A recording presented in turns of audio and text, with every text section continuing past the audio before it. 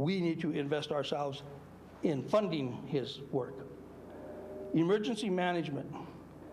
We had the fire up on Fisher's Peak a couple years ago. That's a huge situation. Those kinds of things need to be attested to. What's happening up in Pueblo and west of Pueblo? The clerk and recorder, and I'll get to them, and the assessor and the treasurer as surveyor as defined by, and the sheriff. In fact, I'll do it now. What their duties and responsibilities are. Veteran services and the ambulance service. Before I get there, let me tell you two quick success stories. Okay? Mr. DeBono, I love him dearly. Nick has been heavily involved in this community for most of his 83 or 4 years. And he has served in many, many capacities as a police officer, which makes a common bond between him and me. Okay? Many years ago, 2010, when the county started to have the spiral down of Tabor and the low evaluation, a decision was made that, cuts had to be made. Mr. DeBono's secretary, Renee, was terminated. That left Mr. DeBono at a huge disadvantage because he didn't have the skill sets necessary to process claims through the Veterans Administration on the computer system that the federal government has. So until 2014, when Al Trujillo was hired to help him in a part-time capacity, veterans kind of suffered. And they didn't get the full measure of the benefits their military service had earned them. Since Al has been there, with just a nominal investment from the county, and now, as I'm understanding, a portion, Mac, am I correct, a portion of his salary is federally funded? For the veteran service officer? Yes. Thank you. But just taking the initiative to invest in ourselves and have a new veteran service officer, Al, from the spring of 2014 through all of 2015 through this part of 2016, has opened in excess of 500 new veteran claims. I am told Los Animas County has 1,700 known veterans or persons eligible for veterans benefits, and he is reaching 500 of them. That's 30%, or near 30%, a third, okay? I see the fruits of his work. He's very proud, and he's working alone. He doesn't have a secretary. He runs back and forth because his office is at the south end of the courthouse, and a lot of times the computers are the copy machines and the things he needs are at the north end, but he runs back and forth and gets it done. And in passing, he tells me that most recently, a couple of his success stories, when you apply for veteran services benefits, let's say you apply in January, and it's a lengthy process, and you don't get awarded your benefit till maybe September, well, you get retro pay. That's what the government calls it when you get to make up pay. He's receiving checks of $21,000, $11,000 for the people that he has represented. Most of those people, or a large number of those people, are widows of World War II veterans. I see them when they come into the courthouse. They got a manila envelope, all tattered. It says war stuff on it, military records. Okay, and therein are their deceased husband's military records, the DD-214. Some of them bring a cigar box full of medals. I've seen 2 bronze stars since I've been there. Don't think that put a tear in your eye. But those people are living on a Social Security pension, and now they're getting an infusion of $21,000 plus a monthly stipend of $1,100 a month. That's very important to those people, and it's only because the county, in their wisdom, chose to give Mr. DeBono the assistance necessary in the person of Al Trujillo so that that kind of stuff can happen. Mr. DeBono has now been promoted to a position of honorary veterans officer, which then allows Al to step up and be the full-time veteran service officer. And that's what Al is able to do, working 8 hours a day by himself. We have 2 budgets for next year. One of them, if this passes, which we can keep doing what we're doing as far as veterans are concerned. Or the second one is where Al will be cut 20%. He'll be working 30 hours a week instead of 40.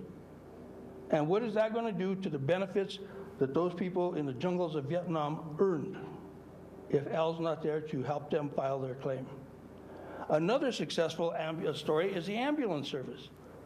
My first experience with an ambulance was November 17th, 1957. That was the night that my grandfather, who lived with us, took ill. At that time, I lived in Segundo, next door to Ringo's store. We called the doctor, the company doctor from CF&I in the Valdez community, mining community. They still made home visits then. He came to our house, determined my grandfather was having a cerebral hemorrhage necessary to transport him to the hospital. All the family had gathered. I was 5 years old, and I was a pain in the butt. So what they did was they took me and put me on the counter so I'd be out of the way in the kitchen. And from that position, I could look out the window when the ambulance, which was stationed as part of Comey Funeral Home, Malaria Funeral Home at the time, arrived. Steve Comey and Harry McCluskey. Neither one of them were EMTs. They drove the ambulance, which was a turquoise and white Cadillac station wagon. I remember it had a single bulb red light in the middle of the roof, and every time it went around, it filled our kitchen with red light.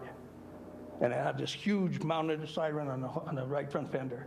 That made an impression on a 5-year-old. But that was my first experience in 1957 with an ambulance. In 1977 is when I began my career with the Colorado State Patrol. That gave me many opportunities to work with ambulances under extreme circumstances, snowstorms, commercial vehicle accidents, people in dire need. And at that time, the ambulance service was where the COG building is now. At that time, they had an old four-wheel drive vehicle. It was staffed by Mark Ritz. It had Sherry Linnemeyer, Renee Valentine, Bobby Garduno, Clay Hart, Chup, and I can never remember his name. He was part of it, maybe a couple others. And they struggled to make ends meet. They were often trying to build insurances for their services. They borrowed, procured, pilfered supplies from the hospital necessary to staff their ambulances. But they did the best they could do, and they arrived at my accident scenes, and they did what they could do for the people that I was caring for. And that's how we did it for a long time. Then, because community got together in 2007, we approved the funding in a tax, a property tax, 2.47, I think it is, to fund the Trinidad Ambulance District. As a result of that, what we have now is the ambulance office that you see on the west end of town. I understand they're going to expand to the east end of town, having purchased the land where the the drive-in used to be. At any rate, they have 5 advanced life support rigs. And these 5 life support rigs are staffed with a paramedic and an EMTI or EMTB. They work in 2-man teams. At any given time, there are 2 of them on duty and a 3rd one on call. That's a far cry from Steve Comey and Harry McCluskey showing up in their Cadillac to pick up my grandpa. To make things even better for law enforcement, Highway Patrol in particular, around the county, strategically placed in conjunction, I believe, with the volunteer fire protection districts, they have a fully staffed ambulance rig set up there. Quick response team, QRT. They are staffed by 45 trained volunteers, so that when there is an issue in Kim, 72 miles one way, I've been there in the middle of the night, watch the antelope when you're going out there. When you get there, if there are injuries, you have the first aid kit in the back of your patrol car. But now we have a QRT because we have an ambulance district, because citizens have stepped up to fund it at a rate of 2.47. If I have a heart attack and I need to be transported to the hospital and subsequently there to a technical care up in Denver or Pueblo or wherever I got to go, advanced life support is going to make sure I get there. And those people have my complete trust and confidence. We talk about this being taxes being a bad word. It's a burden. It's not a burden. We think it is. We make it one. There are many people, getting back to the haters, who don't trust the county. They believe the county's going to misuse their money. Who is the county? The county are your friends and neighbors who staff the clerk's office, who staff the assessor's office, who wear a badge and put their life on the line for $26,000 a year as a deputy. I know that. That's what I get. I worked at the county for 10 years, not a pay increase. 2 reductions because of furlough days. What does that do to try and attract and maintain qualified law enforcement personnel when they can go to Pueblo or farther north and make 3 times the money? We become a training ground, and that's not appropriate. We need to invest in ourselves. But back to my point, Los Animas County isn't some ogre that lives in the basement of the courthouse who misuses all the hard-earned resources of the taxpayer. Los Animas County is good people, your relatives, your friends, your neighbors, who work their butts off for your benefit. We need to support that. Los Animas County is a living, vital, essential thing to our lifestyle. It's not the bad thing that people think it is. Now, who wants to put an imposition of a tax on himself? I don't like it, but I realize it's necessary. The chart that Jody came up with that explains how big of an impact, this one, and there are some in the back, will tell you that on a $100,000 house, your taxes will be increased by $39. That's 75 cents a week. I went to Primero, I could do that math. Okay? That's a worthy investment. One scratch ticket a week is what it costs you to have all the services that I'm going to tell you about in just a little bit. If you are 65 years or older, I'll be that in 9 months, but right now I'm not. And if you have owned and lived in your house for 10 consecutive years, you may apply for consideration under the Homestead Exemption Act. Under that situation, the first $200,000 of taxable value of your property, you pay only half. And it doesn't mean the county does without the money, it means the state backfills. You get state money to make up that other half of taxes that you don't have to pay. That's a switch where we start to get stuff from the state. Good idea. But my point is, if you do that, then that $39 a year, 75 cents a week, becomes 37 cents a week. That is doable. That is manageable. It goes on in Jody's chart to say this is if your house is worth $150,000, $200,000, and $100 to $150,000 is where most of our houses are, as I'm understanding.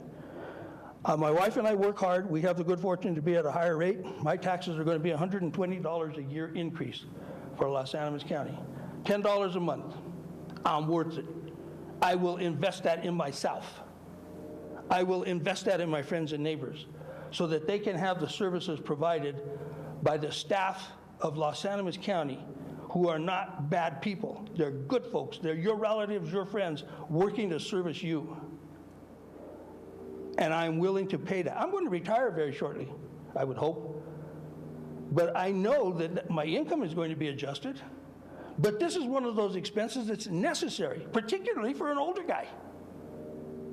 Okay, God forbid I should need the services of a coroner, but I do want the services of all the other things that can happen for me. Paver.